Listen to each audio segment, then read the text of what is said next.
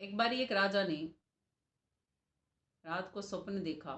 स्वप्न में वो भिखारी बन गया था। भिखारी बन गया और इतनी लाचार उसकी हालत थी कि उसकी टूटी फूटी झोपड़ी थी और वो भूख के मारे तड़फ रहा था। एक रोटी थी जो कि वो भी कुत्ता खोस के उससे ले जाता है और उसकी झोपड़ी में रात को आग लग जाती है। अब वो इतना तिलमिलाता है कि नींद से जग जाता है। देखता है, अरे मैं तो राजमहल में हूँ, फिर वो भिखारी कौन था? वो भिखारी कौन था? मैं ही तो दर्द में था उस समय पे। मैं ही तो भूख से व्याकुल था, मैं ही तो तड़प रहा था। अभी मैं राजा हूं। वो सच था या ये सच है? आखिरकार में सच है क्या? ये उस राजा का क्वेश्चन था। तो उसने सभी से पूछा, अपने मंत्रीगण जैसे राजाओं के होते थे ना पहले, सभा बिठाता है, सबसे पूछता है कि वो सपना सच था या ये अब जो मैं जीवन जी रहा हूं ये सच है। या तो वही सच होगा कि मैं भिखारी था, या यही सच होगा कि मैं राजा हूं। दोनों चीजें तो सच नहीं हो सकती। मगर उसने एक ही जीवन में, उसी जीवन में ही वो दोनों बातें जी हैं। इसीलिए उसके लिए वो कहता है फिर कि जब स्वप्न में था तो मुझे इतनी पीड़ा महसूस क्यों हुई? यदि वो सच नहीं था तो असली की तरह हमें पीड़ा महसूस नहीं होती स्वप्न में? कभी कभी होती है। ऐसे ही उसको पीड़ा महसूस हो रही थी। तो बोला नहीं, वो भी सच ही था मेरे लिए। तो अगर ये सच है तो वो भी सच था। तो अब नगाड़े पिटवाए जाते हैं, ढोल पिटवाए जाते हैं कि सच वास्तव में है क्या, जो ये बताएगा कि राजा का स्वप्न सच था या अब जो राजा जीवन जी रहा है वो सच है। तो उसको इनाम दिया जाएगा। अब आप बताओ कि क्या सच है? स्वप्न सच है या ये जीवन सच है? दोनों झूठ हैं, कोई भी सच नहीं है। तो फिर सच क्या है? सच आत्मा है, सच परमात्मा है। उस सच से ही हम अनभिग रह जाते हैं। इसीलिए ही हम ही हैं। एक मुसाफिर की तरह उस किले में तो आए थे, उस किले का मजा लेने के लिए, मगर खुद ही तमाशबीन बन गए हैं। तमाशा दिखा रहे हैं हम अपना। वास्तविकता है ये या नहीं?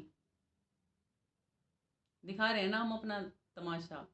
ताराचंद जी कहते हैं, ताराचंद तू आया था नाच देखने, अब तू अपना नाच दिखावेगा।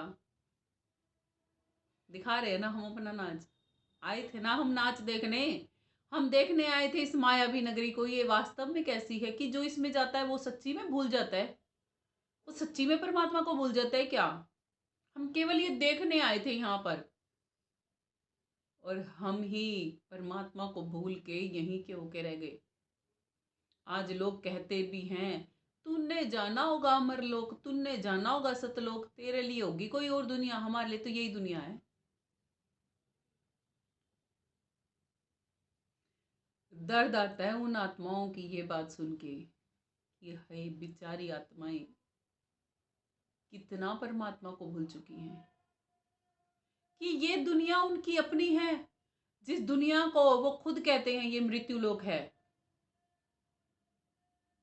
सीरियलों में सुनते हो, बुक्स में जितने भी सदग्रंथ हैं उनमें पढ़ा है। क्या है ये? मृत्यु लोक है ना। और फिर भी यहीं रहना चाहते हैं। अरे वाह रे इंसान, क्या कहें अब। ठीक है भाई, हो सकता है तुम्हारा यही घर हो, तुम यही रह लेना। मेरा तो ये घर नहीं है। मुझे तो याद आ चुका है कि ये मेरा घर नहीं है। जहां मौत का हर पल तांडव होता हो, जहां हर पल जीव मरता हो, वहां सुख ढूंढ रहे हैं हम।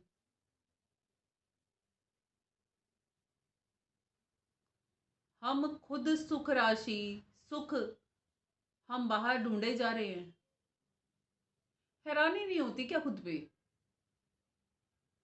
अचंभा नहीं लगता खुद के लिए? या तो सदग्रंथ गलत बोल रहे हैं या हम बेवकूफ हैं। एक बात तो पक्की है ही ना। लोग पता है ये भी कहते हैं कि सदग्रंथ भी तो किसी ने लिखे ही होंगे। हाँ बिल्कुल किसी ने लिखे होंगे। फिर कहां से आया कागज? कहां से आई शाही? किसी ने तो बनाई होगी। और पीछे जाओ, किसी ने तो समुंदर भी बनाया होगा, किसी ने तो ये धरती भी बनाई होगी। फिर और पीछे जाओ, किसी ने तो ये सुरती भी बनाई होगी। जिस तन में आप हो किसी ने ये तन भी बनाए होंगे। कहाँ थे जब इस तन में नहीं थे तो? कहाँ थे? जाओ ना पीछे। इतनी हमें नहीं पड़वा पड़ी, इतना हमें नहीं जानना। हम तो बस ये जीवन जी ले। कितना है ये जीवन? क्षण भिंगुर। कितने साल जी लोगे? 50 साल, 60 साल, 100 साल? अरे 200 साल भी जी लोगे, मरोगे तो फिर भी। अवल तो कोई, हाँ कोई 200 साल जीता ही नहीं है। वो जमाने गए जब हजारों हजारों सालों की उम्र होती थी, वो भी मर गए। जिनकी लाखों सालों की उम्र होती थी वो भी मर गए। सतयुग में लाखों साल की उम्र होती थी जीवात्मा की। सतयुग में शरीर कितने बड़े बड़े होते थे। देखे ना लक्ष्मी नारायण के कितने लंबे लंबे, कितने बड़े बड़े शरीर होते थे। महाभारत में भी देखे हैं भीमकाय जैसे शरीरों वाले, देखे है ना। हनुमान जी का शरीर भी देखा ना कितना बड़ा हो जाता है। क्यों इतनी बड़ी बड़ी फोटो में बना रखे उनके? इसलिए कि उनके शरीर इतने बड़े बड़े थे ना। हमारे कितने कितने से हैं, इतने इतने से रह गए। अब आगे आगे कितने रह जाएंगे? इतने इतने से रह जाएंगे।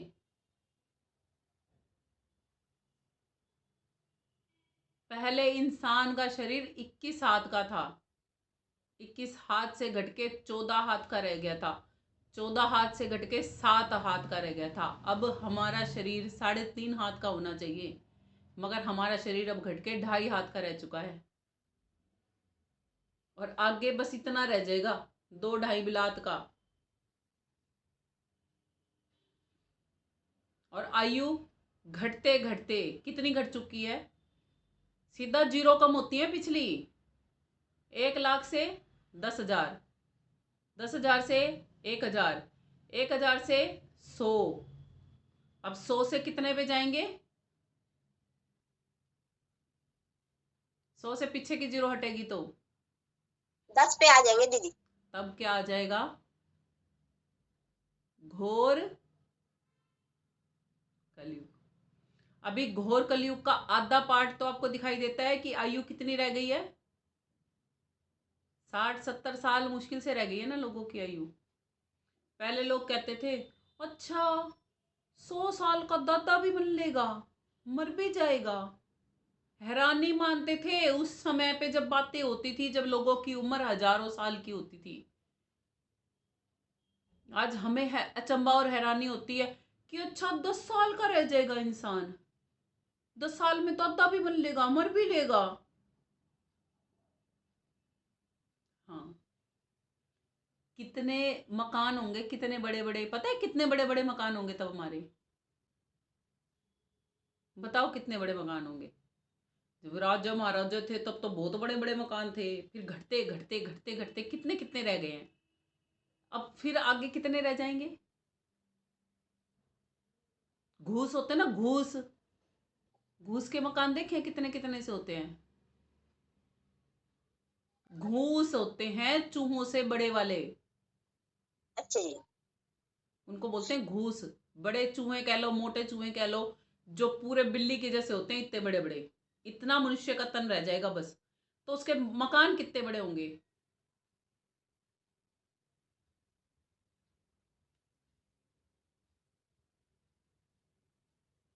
जितने मकानों में हम रहने लग रहे हैं ना, उनमें तो उनके हजारों मकान बन जाएंगे। काल पुरुष और साहिब की बातचीत में काल पुरुष ने साहिब को बोल रखा है, एक भी आत्मा को। काल पुरुष इसीलिए तो अपने पास रख लेता है सबको, इसीलिए तो वो इस दुनिया का परमात्मा है, इसीलिए तो उससे परे की सोच किसी में नहीं आती।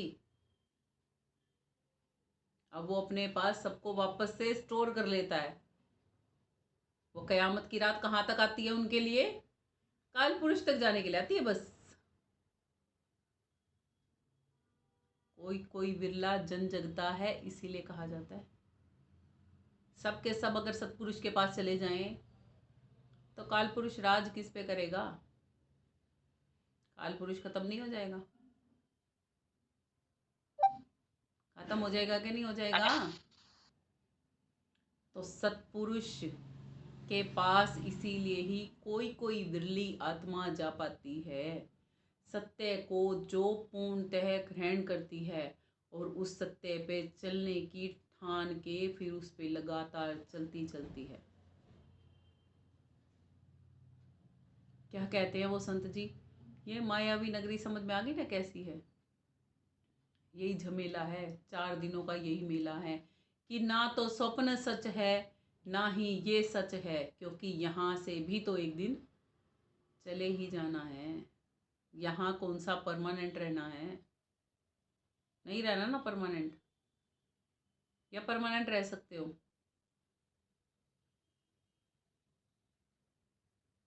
कोई ऐसा है यहाँ पे जो परमानेंट रह सकता है? दुनिया तो बड़ा दम भरती है, हम तो यहीं रहेंगे। भरते हैं ना लोग दम। तू चली जाइए, तूने जहाँ जाना है, कौन सा तेरा सतलोक है, कौन सा तेरा अमरलोक है? जब ये मृत्यु लोक है तो अमरलोक भी होगा ही ना।